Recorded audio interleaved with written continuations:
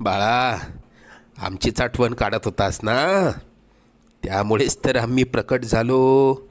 अरे मायबाप मानतोस ना आम्हाला, मग तुला पैशांची गरज असताना सांगायचं ना. कोणापुढेही हात पसरू नकोस.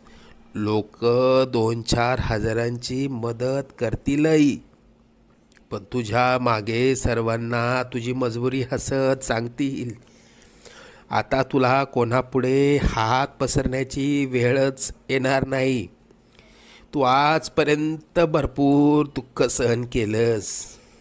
लवकरच तुझ्या रडक्या भाग्यात सुखाचे दिवस येतील.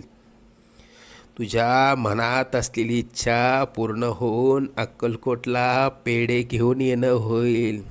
येशील ना आम्हाला भेटायला अक्कलकोटला?